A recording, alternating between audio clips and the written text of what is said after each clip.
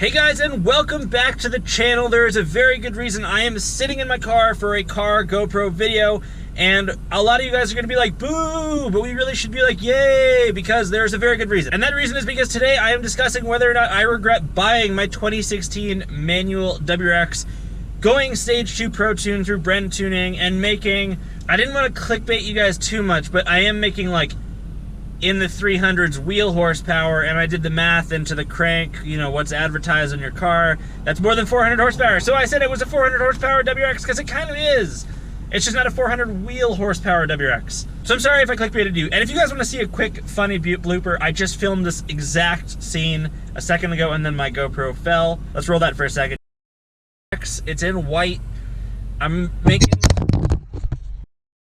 But if you want to see more sweet WRX content, be sure to subscribe to the channel. And let's get straight into this. I've got a little bit of wooded road that I'm going to enjoy as we talk about my 400 plus horsepower WRX, because where else are you supposed to enjoy a car like that?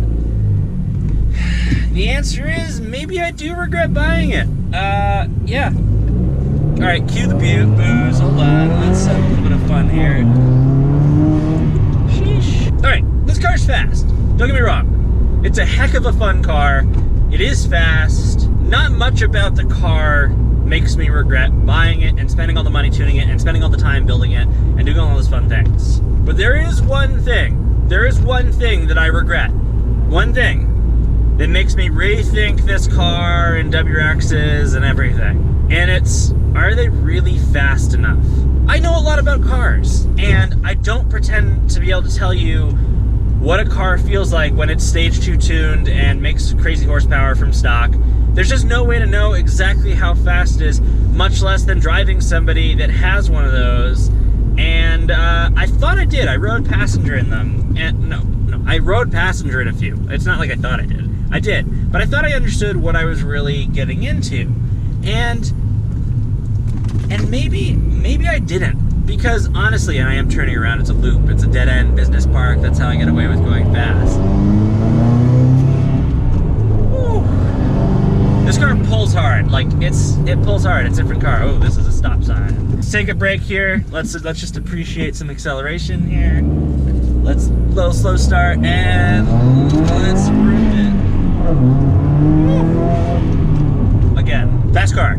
Is it fast enough though? So let's say you buy one of these used and you spend $21,000. You buy all your parts, you do all your normal stuff, you get a new set of wheels, you get a tune. Let's say you're another $3,000 in, maybe $4,000. Let's just round it up and say you're $25,000 in, because that's in reality what most of us are in when we buy a 2015 plus WRX. Because I have a 2016, which is considered old now, which is crazy to me, but that's just how life goes. And so I've kind of built the car mechanically the way I wanted it to go, and then the next step is just to make a lot more power, like a lot more power.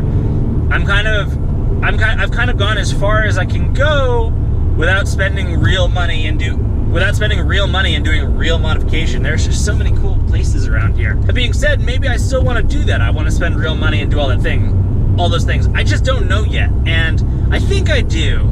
But the question that keeps kind of coming to my mind is, what else could I be driving for $25,000, and how much faster would it be? I know a lot of you guys are going to roast me and be like, he's a sellout.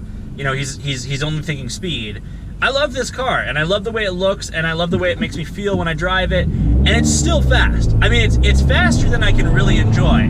But I've just moved to a new area in Massachusetts where I can enjoy a car a little bit more, and I drive this car a little bit less. And I know a lot of you guys who have weekend cars understand, you know, I'm not driving the cars as much, so when I do want to drive it, I want to have some crazy beast to be able to drive.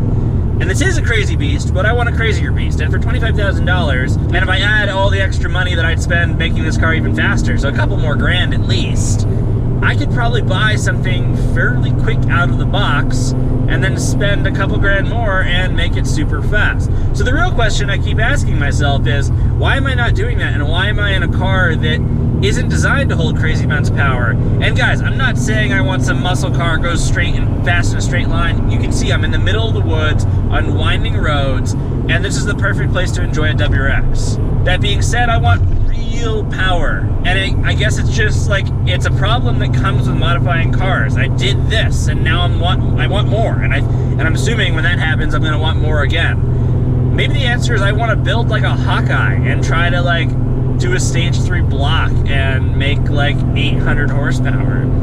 And maybe that's what I do. And maybe I can do that because I can buy a cheaper Hawkeye.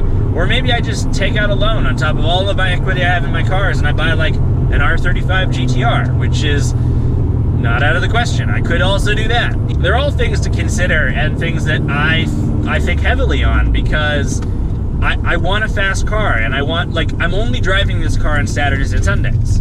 So I think some of you guys at this point are saying to yourselves, well, why haven't you told us whether or not you regret buying it or not? And the answer is simply, I don't have a firm answer, but I think a soft answer, and this is coming from a enthusiast, absolute enthusiast of WRXs. My soft answer is I think I do regret it a little bit. I think that this being my second WRX, I think that I should have maybe made the leap for something faster. And maybe some of it is that I at the time didn't have the means to buy something crazy fast, and I don't necessarily have the means now. But there are so many things, there are so many other cars out there that are unique that you can build, that you can have fun in, and I think that I'm starting to hit the limit of the WRX, and I don't mean that I'm gonna sell this car tomorrow. I'm gonna thoroughly enjoy it. And there have been some things on my list of dreams to do these. I really want to wrap one. I really want to wide body the WRX. I really want to make, oh, I thought it was gonna scrape. I really want to make 500 wheel horsepower. So I think I'm gonna try to achieve those 3 things and then move on to something that's a little bit more fun. I've been, for the past 2 months, actively looking for an RX-7, and hopefully that cues lots of applause and everybody's stoked about that, because I think I thought I was going to scrape again, because I thought, you know, an RX-7 would be a fun thing to build in the channel. I wouldn't buy one that's already built. I wouldn't do all that stuff. I'd buy one that's pretty raw, and I'd try to take it to something crazy. Basically I'd be trying to build a race car. And what's crazy, now listen to this, right? I can probably do that. I can probably thoroughly build an RX-7 into a race car for less than 30 grand. Think about that for a second. For less than 30 grand. Now go back to how much I said that I've spent on this car and how much I plan to spend on this car, and then compare that to building like a 550 wheel horsepower RX-7. You can see that there's something to consider there, and something that's been weighing heavily on my mind. And maybe the best way to end this video and have this video come to an end is saying that these cars have their limits, and if you're looking for something that you're going to own for the rest of your life and build for a long time, this car may not be for you. Honestly, it is a dangerous car in that this car will get you hooked, absolutely hooked, into what potential you can bring from a car. If you think about it, honestly, it is a dangerous car in that this car will get you hooked, absolutely hooked, into what potential you can bring from a car. If you think about it, the fact that I had 268 crank horsepower, which is the advertised horsepower for this car, and I spent a couple grand and now I'm in the 400s for crank horsepower, oh gosh, that's a bum. That's crazy, and there's a crazy amount of potential in the car. Something else this car has done is ruined, absolutely ruined how I felt about, you know, I hate front wheel drive cars, but how I felt about rear wheel drive cars. What do I mean there? I am considering, obviously, the RX-7 a rear-wheel drive car, but I will forever feel that an all-wheel drive car, especially when building power, is the superior car in every sense. I think this car does a lot of great things, and it gives you a lot of stuff out the box, and it's a great beginner's car. Like, I started with a Genesis Coupe, I moved to a WRX, I bought another WRX because I love the platform so much, and it's a great car to really get your foot in the door. But I think, and look at a lot of other YouTubers that have had this. There's a lot of YouTubers that, you know, smaller channels, but people that you might know, that have sold their car and gone to something just enormously larger. Because they've tuned their car and then they've been like, I really like having 400 horsepower. But 400 wheel horsepower on a WRX is kind of like pushing the limit, and there's not much more you can do without basically making it not a WRX anymore. where if you buy something that comes with 400 horsepower out of the box, then you have that extra room that you had with the WRX to kind of build it further. Now that's not always true, but it's just kind of the perspective, and I feel fortunate, and I want to thank you guys for following the build of this car, and I'm not ending it again. You know, there's going to be another like 30 or 40 videos at least, because I really do want to make this car something. Now, all this being said, even if I do regret the car, it doesn't mean I'm going to get rid of it necessarily. The other consideration is I might just start driving this car to work, sell my Mazda 3, not take this to the crazy build, and then build something else. Or keep the Mazda 3, buy an RX-7, and keep this car. So here's the deal. If you followed this far through the video, which most of you guys haven't, according to my channel analytics, it's about 10% of you.